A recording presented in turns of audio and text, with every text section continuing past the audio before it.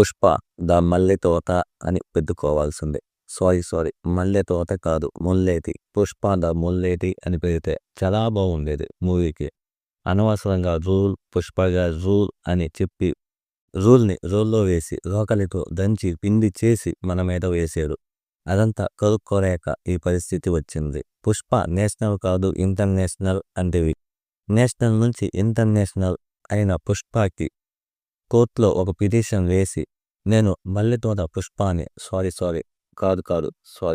ముల్లేటి పుష్పాని అని నిరూపించుకోవచ్చు కదా, ఎందుకు అది వదిలేసి పుష్ప అంటే బ్రాండ్ పుష్ప అంటే బ్రాండ్ అంటే పుష్ప అని తిరుగుతూ ఉంటారు. అసలు పుష్ప ఇంటి పేరు ఉంటేనే సిండికేట్కి మెంబర్ అయ్యింది చెప్పండి.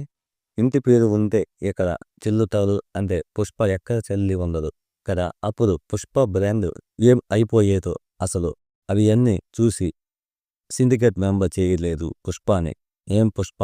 అలాగే తమిళనాడులో యాక్సిడెంట్ జరిగిద్ది, తమిళనాడు పోలీసులు వస్తారు. కానీ తమిళనాడు పోలీసులు ఏం చేస్తారు, తెలంగాణ పోలీసులకు ఫోన్ చేసి రారా ఇక్కడికి రారా అని ఫోన్ చేస్తారు. అసలు ఏం పోలీసులు రా అయ్యా అని అనుకుంటాం. ఒక పోలీస్ ఆఫీసర్ యాక్సిడెంట్ అయిన వాళ్ళని వెంటనే హాస్పిటల్కి తీసుకువెళ్తారు. కానీ ఈ తమిళనాడు పోలీసులు తెలంగాణ పోలీసులకు ఫోన్ చేసి రారా సరస్సుకు అని ఫోన్ చేసి దగ్గర ఉంది వాళ్ళని చంపిస్తారు. ఒక పోలీస్ ఆఫీసర్కి వారు ఎవరో తెలుసు కానీ ఎటువంటి యాక్షన్ తీసుకోకుండా ఎలా. అలాగే ఫహాద్ అదే షెకావత్ వాళ్ళని చంపుతుంటే దగ్గర ఉంది పోలీసులు, తమిళనాడు పోలీసులు ఒక సైకో పార్ట్లాగా ఆస్వాదిస్తారు. కానీ వాడిని ఆపరు. షెకావత్ని ఆపి వాడిని కాపాడి వారి నుంచి ఎంతో తీయొచ్చు కదా, అదే ఇన్ఫర్మేషన్ అని ఒక ఆలోచన లేకుండా తమిళనాడు పోలీసులు ఉంటారు. అలాగే పోలీస్ స్టేషన్కి వద్దాం, అదే సినిమాలోనే పోలీస్ స్టేషన్కి వద్దాం. మన పుష్ప పోలీస్ స్టేషన్కి వచ్చి ఎఫ్ఐఆర్ రాసి ఫైల్ చేసిన పుష్ప వర్కర్స్ని తీసుకువెళతారు. అది ఎలా? పోలీసులు చేత రిజైన్ చేయించి వాళ్ళకి డబ్బులు ఇచ్చి వాళ్ళని తీసుకువెళతారు. ఇక్కడ పుష్పకి బ్రెయిన్లో విషయం లేదు అనుకుందాం. కానీ సిస్టమ్ని చదివి రాసి ఉద్యోగం తెచ్చుకున్న పోలీసులు ఒకేసారి అంతమంది రిజైన్ చేస్తే గవర్నమెంట్ నుంచి వచ్చే రియాక్షన్ ఏ విధంగా ఉంటుంది? అసలు సెల్లో ఉండాల్సిన క్రిమినల్స్ని ఏం చేశారు? వాళ్ళని ఎక్కడికి పంపించి రిజైన్ చేశారు మీరంతా? అసలు ఎందుకు చేశారు? డ్యూటీలో ఉంది వాళ్ళని తప్పించి ఎంత తప్పు చేశారు? ఇది కానీ కోర్టులోకి వెళితే ఒక్కొక్కరికి ఎన్నేళ్ళు జైలు శిక్ష పడుతుంది. అసలు ఫ్యూచర్ ఏంది? దీనికి కక్కుర్తి పడితే గోవింద అనే ఆలోచన అంతమందికి అసలు కొంచెం కూడా రాలేదా? అలాంటి బ్రెయిన్ చూసిన మనకి వీళ్ళని ఎర్రగడ్డ హాస్పిటల్లో చూపించి సమయం వచ్చింది అని అనిపించింది. లేకపోతే పోలీసులా ఉన్నారా, రోడ్ సైడ్ బైకర్స్లా ఉన్నారు.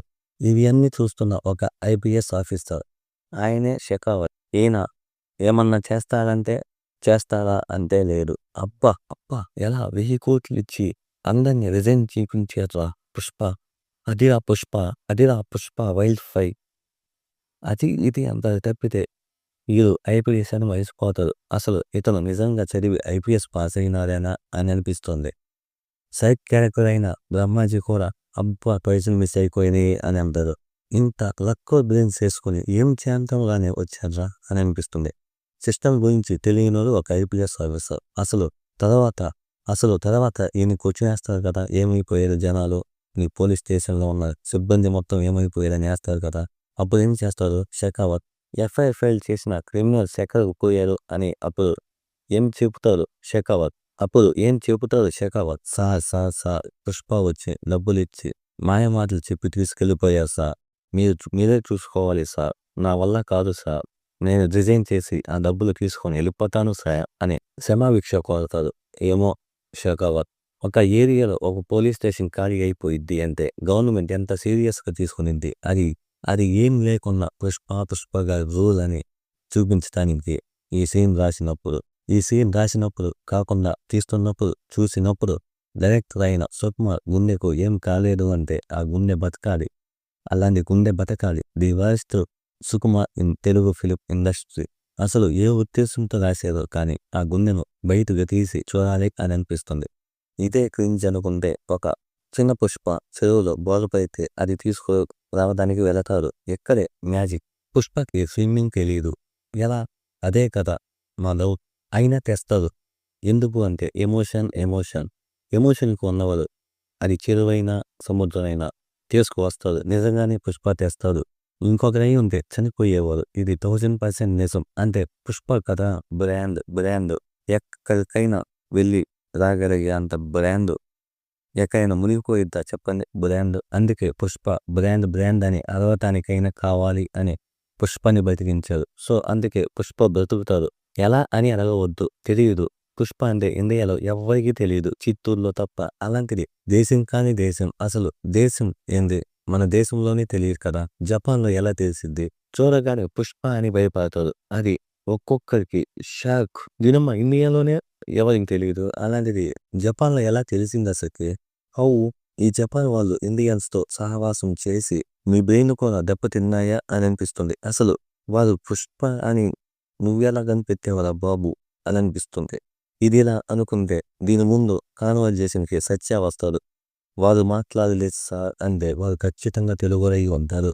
అసలు సత్య మాట్లాడింది తెలుగు, తమిళే కదా! ఆ 2 కాకుండా చాలా భాషలు ఉన్నాయి కదా! ఆ మిగిలిన వాటికి చెందినవారేమో పుష్ప ఎవరికి తెలుసు? మాట్లాడకపోతే చాలు తెలుగోడు. నువ్వు చెప్పింది అర్థం కాకపోయినా అవ్వచ్చు కదయ్యా అని ఆలోచన కూడా రాలేదయ్యా నీకు.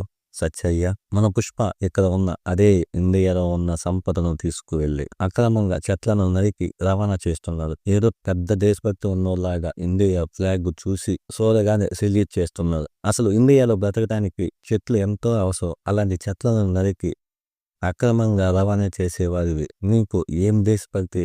నీకు నిజమైన దేశభక్తి ఉంటే అక్రమంగా కాకుండా జీఎస్టీ ట్యాక్స్లు పే చేసి న్యాయంగా అమ్మవచ్చు కదా పుష్ప. అప్పుడు ఇండియాకి నువ్వు ఎంతో ప్రయోజనం చేసిన వారికి అవుతావు కదా ఆర్థికంగా. అప్పుడు నీ దేశభక్తి నిరూపించుకోవడానికి ఎలాగైనా చెయ్యొచ్చు కదా.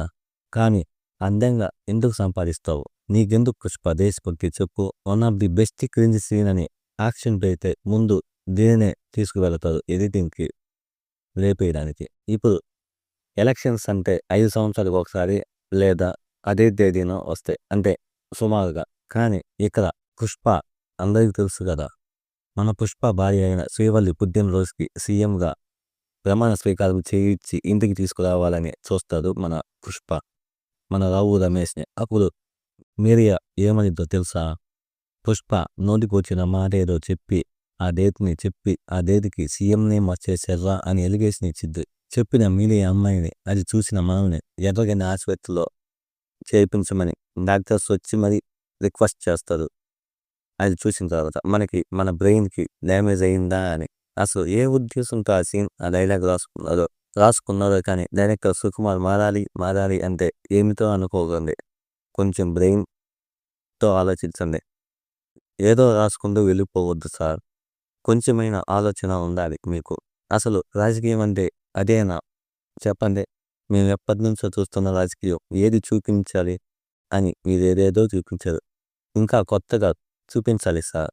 పుష్పగా రూలే ఉండాలి, ఇంకేం ఉండకూడదు. అసలు కొంచెం బ్రెయిన్ కూడా లేకుండా ఎలా సార్? అసలు కొంచెం ఉంటే పుష్పగా రూలే ఉండాలి, ఇంకేం ఉండకూడదు. అసలు కొంచెం బ్రెయిన్ కూడా లేకుండా ఎలా సార్ మీరు?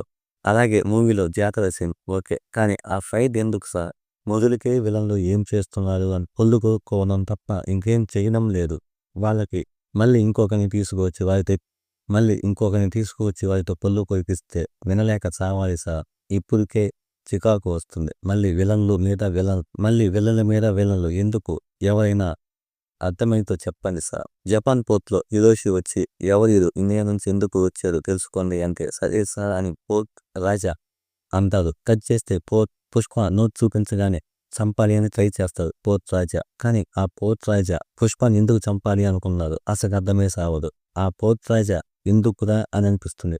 ఆ తర్వాత బ్రాండ్ అని చెప్పి క్రింది స్టోరీ ఏదేదో చెప్తారు.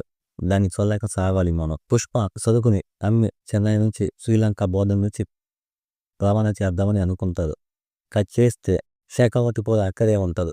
ఎలా తెలిసింది శేఖావతికి? ఎవరు చెప్పారు? అసలు శేఖావతి కోరి బుర్ర పెట్టుకుని అలా ఎలా గెస్ట్ చేశారు షూషార్గా? అసలు కొంచెం కూడా క్లారిటీ లేదు. అలాగే చెన్నై వాళ్ళు ఫిష్ బోట్స్తో ఎర్రచందనం తీసుకువెళతారు. అక్కడ ఉన్న శ్రీలంక గాడ్స్ చూస్తూ ఉంటారు. కానీ మన శేఖావతి పెరుగుతుంటే షూట్ చేస్తారు. అసలు ఒక గవర్నమెంట్ ఆఫీసర్ ఇంకో ఆఫీసర్‌ని ఎటువంటి కారణం లేకుండా ఎలా అడ్డుకుంటారు చెప్పండి? ఓకే.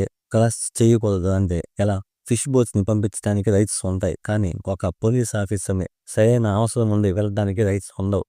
అలా ఎలా ట్రై చేయకుండా ఏం కావాలి? What is want? అని అడిగితే తెలుసుకోవచ్చు కదా! అది ఏమి చేయదు. అసలు చాలా లేకీగా ఉంటుంది. చూడడానికి చాలా చాలా చండాలంగా ఉంటుంది. అసలు ఏ లెక్కల మాస్టర్ ఈ విధంగా రాసి ఉంటారు అని ఆలోచిస్తూ ఉన్న ఇన్ని రోజులు. మూవీ వచ్చి 50 రోజులు కూడా అయ్యింది. కానీ ఎటువంటి ఆధారం గాని, క్లూ కానీ దొరకలేదు. అండ్ ఇదే విధంగా వెహికల్స్‌ని నదుల నుంచి తీసుకెళ్ళే ఐడియా ఉందో మైండ్ బ్లాక్ అయిపోయింది అసలు. అలా ఎలా సార్? రాళ్ళు, రప్పలు ఎన్ని ఉంటాయి. అవి ఏమి అడ్డు రాకుండా అసలు అహా! ఏ విధంగా నదులు, చెరువులు అంటే రాళ్ళు. అంటే పెద్ద పెద్ద కొండరాళ్ళు ఉంటాయి రాజకీయాలు. కానీ అవి ఏమీ అసలు కనిపించవు. ఏదో సిమెంట్ రోడ్డు మీద ఎలా వెళతారో అలా వెళతారు. అసలు రియాలిటీకి చాలా దూరంగా ఉంటుంది. అసలు నమ్మశక్యం కాని విషయం. మూవీలో దానికి తోడు అజయ్ క్యారెక్టర్. ఆ క్యారెక్టర్ ఆ విధంగా ఎలా క్రియేట్ చేయాలనిపించిందో లెక్కల మాస్టర్‌కి అసలు అలా ఎలా బిహేవ్ చేస్తాడు. చివరికి అసలు ఎలా మారిపోవడం కూడా మరీ చెత్తగా ఉంటుంది. అంతకుముందు వచ్చే సీన్‌లో ఏ విధంగా ఉంటాడు అంటే, ఆ క్యారెక్టర్ ఇంత వరస్ట్‌గా ఉందేంది అనిపిస్తుంది. ఇంకా చివరికొచ్చేసరికి మరి ఎంత వరస్ట్‌గా ఉంది. మరి కొంత వరస్ట్‌గా క్రియేట్ చేశారు. One of the worst writing in Sukumar after 'Nannaku Prematho'. అలాగే సాంగ్ ప్లేస్‌మెంట్ మరీ వరస్ట్‌గా ఉంటుంది. జాతరలో వచ్చే సాంగ్ కానీ, అలాగే పుగిలింగ్ సాంగ్ కానీ, కిస్సింగ్ సాంగ్ గానీ ఎందుకు అని అనిపించిద్ది. అసలు ఎందుకు వస్తున్నాయో అర్థం కాని సంత అయినా నీట్‌గా ఉంటుంది కానీ, ఈ మూవీలో అంత నీట్‌గా ఉండదు. ఏదో రాసుకుంటూ పోయారు రైతు బజార్‌లాగా.